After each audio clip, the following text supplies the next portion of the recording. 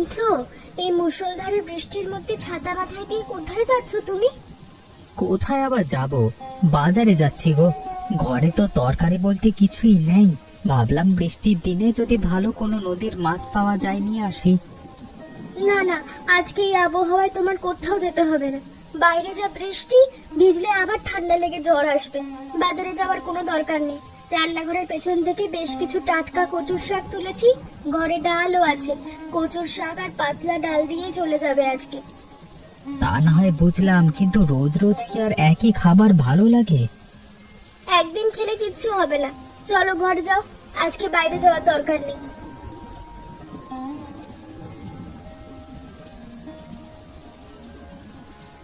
শোনো শোনো, একটু এদিকে এসো তো দেখি। ওই কচু পাতার নিচে জলের মধ্যে ওটা কি নড়াচড়া করছে? কই, কোথায়? ওমা, এটা তো একটা বড় মাছের মতো লাগছে। এত জল জমে গেছে যে নদী বা ড্রেনে ভেসে হয়তো কোনো মাছ এসে ঢুকেছে।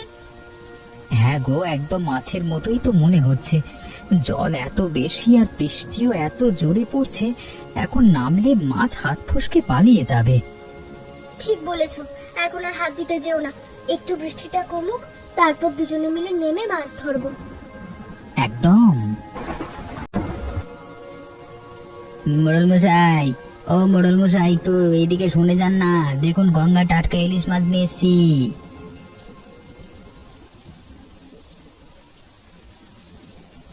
আরে বাহ, মাছগুলো দেখতে তো বেশ খাসা রে রতন। একবার রূপোর মতো চকচক করছে একবার, হ্যাঁ? কিন্তু তাজা হলে কি হবে? ও মাছ তো ছোঁয়ার মতো সাধ্য আমার মতো মানুষের নেই। কেন গো মোড়ল মশাই, আপনার তো আপনার মতো মানুষ যদি ইলিশ না খায়, তবে গ্রামের অন্য কেউ অন্য কেউ খাবে কেন বলুন তো?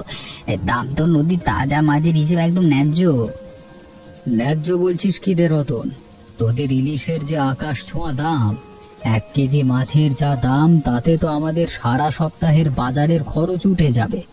দাম এত বেশি বলে আজকাল ইলিশ মাছ খাওয়ার শখ একেবারেই ছেড়ে দিয়েছি। সাধারণ মানুষের কপালে কি আর ইলিশ জোটে? তা অবশ্য মিথ্যে বলেনি মোড়ল মশাই, কিন্তু আমাদেরও তো উপায় নেই বলুন। আর ওর থেকে চড়া দামে মাছ কিনতে হয়। আমরা তো সামান্য লাভ রেখে বিক্রি করি, তবে আপনি এভাবে বললে কেমন করে চলে? আপনাদের মতো গ্রামের মাতব্বর আর সম্পন্ন গৃহস্থরা যদি মাছ না কেনে, তাহলে এত দামি মাছ আমি কার কাছে বিক্রি করব বলুন তো? মাছগুলো তো আমার ঝুড়িতেই পচে নষ্ট হবে। তা যা বলেছিস। আচ্ছা, দে দেখি 5 কেজি ইলিশ। 5 কেজি? এই যে মাছ নিতেই যাচ্ছিলেন না, এখন বলছেন 5 কেজি? দাম, দামি মাছ একা খেলে কি চলবে? যাদের সাধ্য নেই তাদেরও তো খেতে ইচ্ছে করে। আমাদের 3 ঘর প্রতিবেশী আছে, ওদেরও তো নেব। আপনি সত্যি মহান মানুষ। আহা, কয়েকদিন ধরে যা একটানা বৃষ্টি হলো কুসুম, মেঘে আকাশ একেবারে অন্ধকার হয়েছিল। আজ অবশেষে জলকাদা পেরিয়ে এমন সুন্দর রোদটা উঠলো দেখে মনটাই ভালো হয়ে গেল। তুমি একেবারে ঠিক বলেছো বৌদি। বৃষ্টির জলে তো ঘর থেকে বেরোনোই দায় হয়ে গিয়েছিল। এই মিষ্টি রোদে স্নান করতেও যে কি আরাম। তা যা বলেছো বোন। যাই হোক, আমি জলটা ভরে নি। বৌদি, আমার কিন্তু স্নান করা হয়ে গেছে। আমি এবার বাড়ির দিকে গেলাম, মা আবার একা রান্না করছে। আচ্ছা গো বোন, সাবধানে যাও।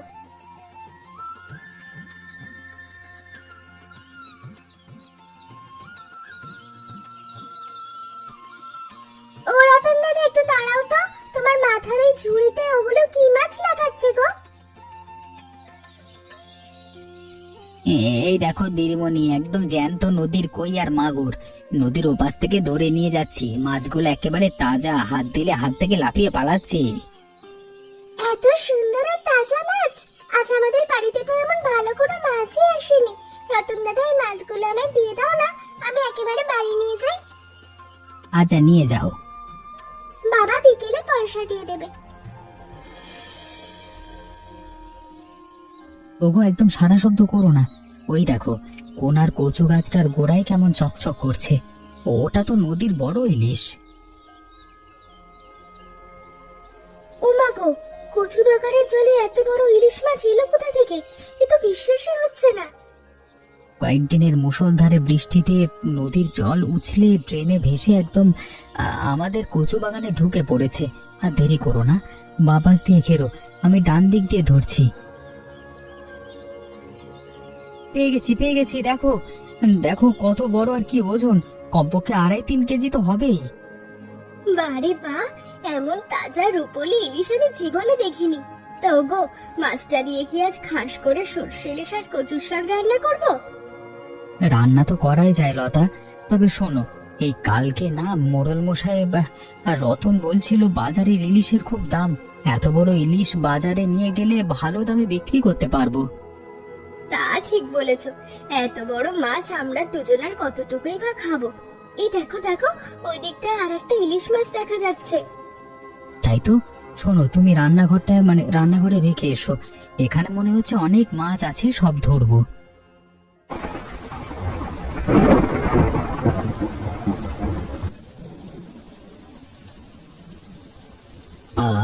বাইরে আকাশের দিকে তাকিয়ে উফ, একটানা বৃষ্টি রোদটা ভেবেছিলাম বর্ষা বোধহয় একেবারে কেটে গেল। ভাবলাম কাদা জল থেকে কদিনের জন্য রেহাই মিললো, আবার সেই জাঁকিয়ে বৃষ্টি শুরু।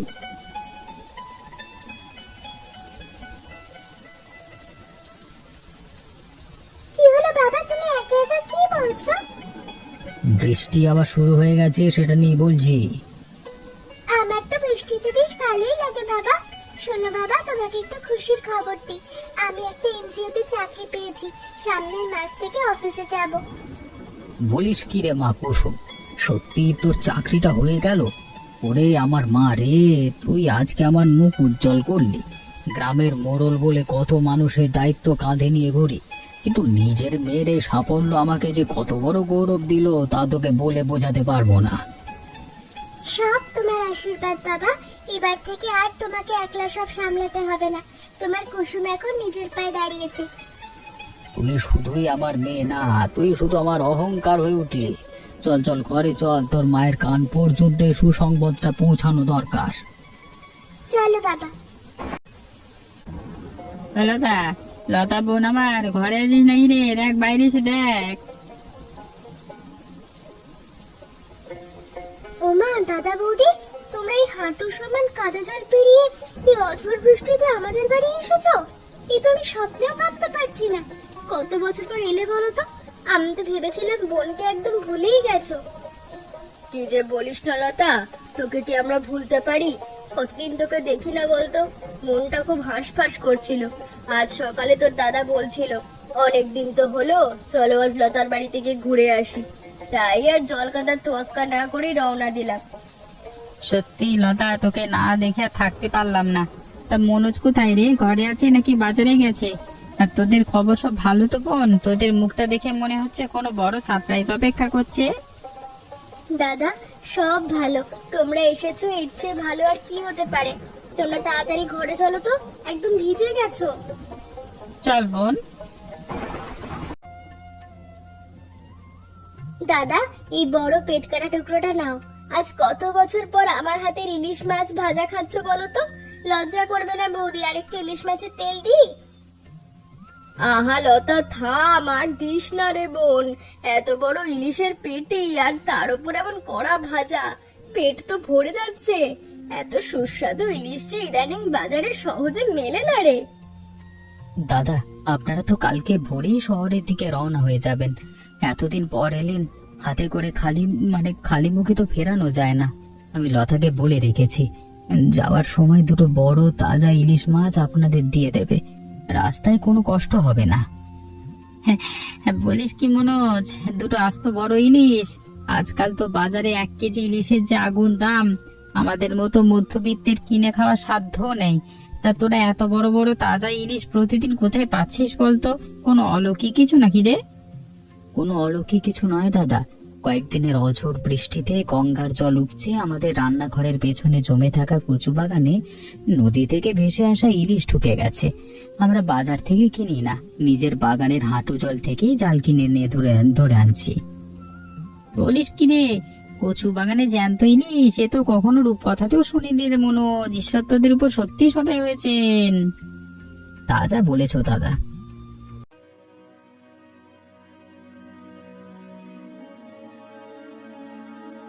Good morning Kusumji. এত সকালে বার্ষিক রিপোর্টের ফাইলগুলোর সঙ্গে যুদ্ধ করছেন বলে মনে হচ্ছে। একটু কফি খান, মাথা ঠান্ডা হবে। ও বিনয় বাবু, আপনি সত্যি একজন দেবদূত। আমি এই গ্রামীণ প্রজেক্টের বাজেট আর ডেটাগুলো মেলাতে গিয়ে একদম দিশেহারা হয়ে যাচ্ছিলাম। নতুন চাকরি তো, এখন সব নিয়ম কানুনও ঠিকমতো বুঝতে পারিনি। আরে রে, ভয় পাওয়ার কি আছে? নতুন জায়গায় প্রথম একটু মানিয়ে নিতে সবারই সময় লাগে। আমি তো আছি আপনার পাশে। বলুন ঠিক কোন জায়গায় বুঝতে অসুবিধা হচ্ছে, প্রজেক্টের ফিল্ড রিপোর্ট নাকি ফান্ড ম্যানেজমেন্ট? এই যে ফিল্ড ভিজিটের তালিকাটা, গ্রামীণ নারীদের ঋণ দেওয়ার যে হিসাবটা আছে, এখানে অনেক টেকনিক্যাল ভুল থেকে যাচ্ছে। একদম চিন্তা করবেন না, আপনি শুধু গ্রামের মানুষের সঙ্গে কথা বলে মূল তথ্য সংগ্রহ করবেন। বাকি অফিসিয়াল ডেটা এন্ট্রি আর ফাইল গুছিয়ে দেওয়ার সব আমি সামলে নেব। আপনি একদম নতুন তো, তাই যা কিছু দরকার হবে নিঃসংকোচ আমাকে বলবেন। আপনাকে অনেক ধন্যবাদ বিনয় বাবু। আপনি এত সুন্দর করে বুঝিয়ে না দিলে আমার প্রজেক্ট সাবমিট করাই হতো না। ওরে বাবা মনোজ, এত বড় রূপালী গঙ্গার তাজা ইলিশ, তাও আবার দুটো না একটা নয় ঝুড়ি ভর্তি। বলিস ভাই, রোজ রোজ শহরের আড়তদারের মতো এত দাম ইলিশ কোথায় পাচ্ছিস? আর বলো না রতন দাদা, ওপরওয়ালা দয়া আর কি। ভাই তো কপালটা ভালো, আজকাল বাজারে যে পরিমাণ চড়া দাম, আড়ত থেকে চড়া দামে ইলিশ কিনে এনে আমাদের মতো ক্ষুদ্র মাছওয়ালাদের বিক্রি করা অসম্ভব হয়ে পড়েছে। লোকে দাম শুনে কেটে পড়ে, তাই তো আমি ইদানিং ইলিশ বিক্রি করা ছেড়েই দিয়েছি। এখন পুকুরের দেশি কই, মাগুর আর রুই কাতলা পেয়েছি, কোনো মতে সংসার চালাচ্ছি। রতন দাদা, মন খারাপ করো না। তুমি তো গ্রামের সবাইকে এতদিন ভালো ভালো মাছ খাইয়েছো। এই নাও, এই তাজা ইলিশটা আজকের জন্য তুমি বাড়ি নিয়ে যাও, ও বাচ্চাকে নিয়ে খাবে। এ কি করছো মনোজ? এত বড় আর দামি ইলিশ মাছ তুমি আমাকে নিয়ে, মানে আমাকে অমনি দিয়ে দিচ্ছ? এ তো বাজারে বেচলে অন্তত 1-1.5 হাজার টাকা পেতে। টাকার চেয়ে মানুষের মুখের হাসি আর ভালোবাসার দাম অনেক বেশি দাদা। তুমি নিয়ে যাও, তোমার বউকে বলো ইলিশ ভাজার খিচুড়ি রান্না করতে। সে বলবো ক্ষণ। তো কুসুম, নতুন চাকরিটা তো দিন কয়েক যাওয়া আসা শুরু করলি, তা বল দেখি মা, কেমন লাগছে তোর এনজিওর কাজ? শহরে অফিসের পরিবেশ আর লোকজন সব মানিয়ে নিতে পারছিস তো? খুব ভালো লাগছে বাবা। প্রথম দিন তো ভয় ভয় ছিলাম। নতুন জায়গা, কঠিন কঠিন হিসেব নিকেশ, প্রজেক্টের ফাইল, ভেবেছিলাম আমি সামলাতে পারবো না। কিন্তু আমার অফিসের একজন সহকর্মী আছেন, উনি খুব ভালো। অফিসের সবাই খুব ভালো। উনি আমাকে কাজের ব্যাপারে অনেক সাহায্য করেছেন। তা তো করবেই রে মা, সততার নিষ্ঠা দিয়ে কাজ করলে সব জায়গায় ভালো মানুষ ঠিক মিলে যায়। তা তোদের এই এনজিও থেকে গ্রামের মানুষের কি কি উপকার হচ্ছে শুনি। বাবা, আমার প্রধানত গ্রামে পিছিয়ে পড়া নারীদের নিয়ে কাজ করা। তাদের ছোট্ট ছোট্ট দল গড়ে কুটির শিল্প, হাঁস মুরগি পালন আর সহজ শর্তে ঋণের ব্যবস্থা করে দেওয়া হচ্ছে। আজ সকালে যখন দুজন দুস্থ বোনকে ঋণ তুলে দিলাম, তাদের চোখের আনন্দটা দেখে আমার মনটা ভরে গেল বাবা। ওরে আমার মা রে, তোর এই কথার মধ্যেই মোড়ল হিসেবে আমার জীবনের আসল সার্থকতা। গ্রামের মানুষের মুখে হাসি ফোটাতে পারলে ওপরওয়ালা উপরওয়ালার আসল সেবা হয়। তুই মন দিয়ে কাজ কর মা, আমার পূর্ণ আশীর্বাদ তোর সঙ্গে আছে। তুমি পাশে থাকলে আমি সব পারবো। বুঝলে গো, লতাদের বাড়ি থেকে ফেরবার পর থেকে মনটা কেমন যেন ভারী হয়ে আছে। আমাদের বোনটার হাসি মুখটা দেখে সত্যি বুকটা জুড়িয়ে গেল। কত বছর পরে ওদের এত শান্তিতে আর আনন্দে থাকতে দেখলাম, বলো তো। তা যা বলেছ গো, ছোটবেলা থেকে কুঁড়ে ঘরে অভাবের সংসার দেখে এসেছে, আর আজ দেখো মনোজের মতো হীরের টুকরো একটা স্বামী পেয়েছে। যেমন সরল তেমন তোমার বোনটার প্রতি ওর ভালোবাসা। আর ইলিশ মাছের কথাটা চিন্তা করো একবার। বাপ ঠাকুরদার আমলে বাঘ ভাল্লুকের মুখেও কোনো শুনিনি যে ঘরের পেছনে কচু বাগানে অল্প জলে বিশাল তাজা নদীর ইলিশ সাঁতার কেটে বেড়ায়। কিন্তু সাক্ষাৎ ওপরওয়ালার মেহেরবানি ছাড়া কিছুই নয়। একদম সত্যি গো। কিন্তু দেখেছো, কপাল খুলে গেলেও লতা আর মনোজ কিন্তু বিন্দুমাত্র অহংকার হয়নি। যাওয়ার সময় অত বড় দুটো ইলিশ জোর করে আমাদের হাতে গুঁজে দিল। অত বড় মাছ তো আমরা কিনে খাওয়ার স্বপ্নও দেখতে পারি না। বোনের ভালোবাসা বলে কথা মিনতি, ঈশ্বর যেন ওদের এই সুখ আর সরলতা সারা জীবন এভাবেই ধরে রাখেন।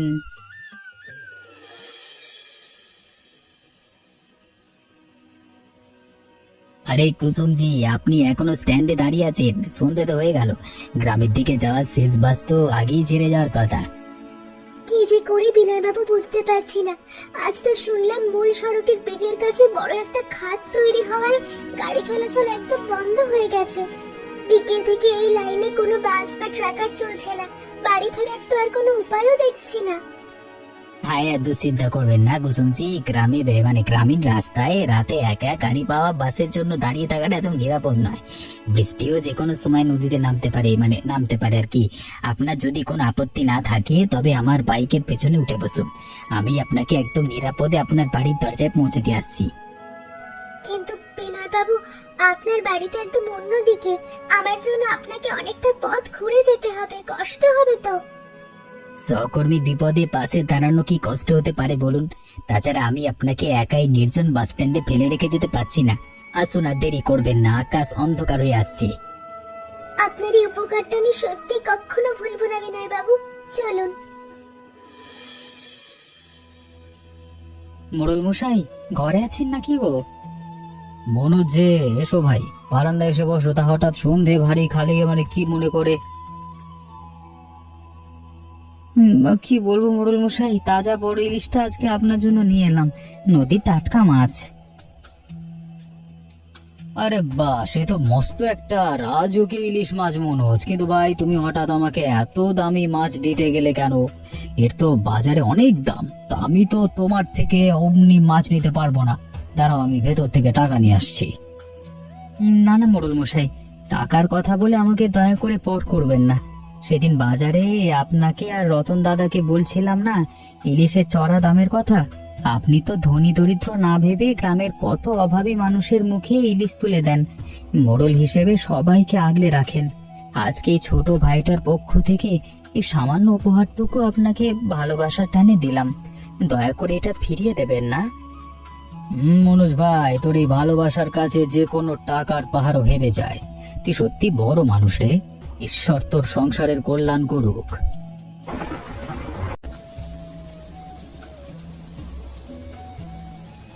ওহ লতা, একবার এইদিকে এসে নিজের চোখে দেখে যাও। আবার যে কদিনের মুষলধারের বৃষ্টি নামলো, আর অমনি আমাদের রান্নাঘরের পেছনের পুরো কচু বাগানটা যেন গঙ্গার তাজা রূপালী ইলিশে একেবারে ভরে ভেসে গেল। এ তো অবিশ্বাস্য দৃশ্য।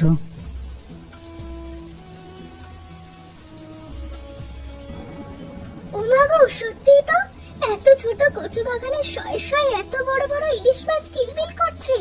তা ওগো, এবারও কি ওই মাছগুলো সব ঝুড়িতে ভরে শহরে বাজারে বিক্রি করতে নিয়ে যাবে? না না লতা, একদম না। প্রথমবার যখন আমরা কচু বাগান থেকে মাছ পেয়েছিলাম, তখন ভালো দামের আশায় সব মাছ বাজারে নিয়ে বেচে দিয়েছিলাম।